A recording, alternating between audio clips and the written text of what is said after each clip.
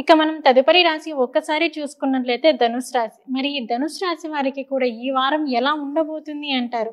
మే 5 నుంచి మే 11 వరకు మరి వీరికి ఎలా ఉంటుంది అంటారు?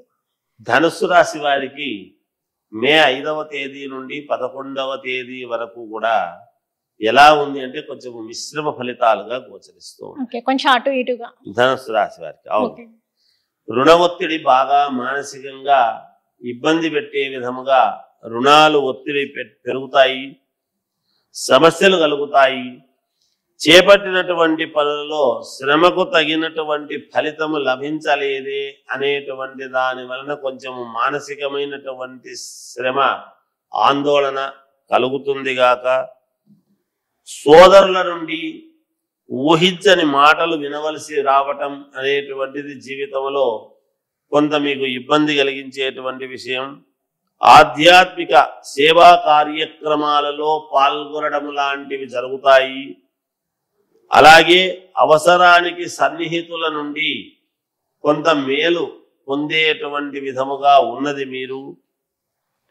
అలాగే గృహ నిర్మాణాలు, ప్రయత్నాలు ఇవన్నీ కూడా తీవ్రంగా ప్రయత్నం చేసి ఎప్పుడో చూద్దాంలే, తర్వాత తీసుకుందాంలే అని మళ్ళీ పక్కకు పడేయడం జరుగుతుంది గాక.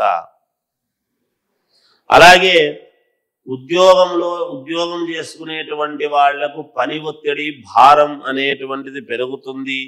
కొన్ని సందర్భాలలో కొన్ని పనుల్లో చిన్న విఫలం అనేటువంటిది జరుగుతుంది గాక, కొన్ని పనులలో విఫలయత్నం అనేటువంటిది ఉంటుంది. చేపట్టిన పనులలో కార్యసిద్ధి అనేటువంటిది కూడా ఉంటుంది. అంటే సమపాళ్లుగా ఉండబోతూ ఉన్నాయి. అటు ఇటు కొన్ని చేసుకోలేకపోవడము, కొన్ని చేసుకోవడం, కొంత సాధించడం, అది కూడా గొప్ప విషయమే.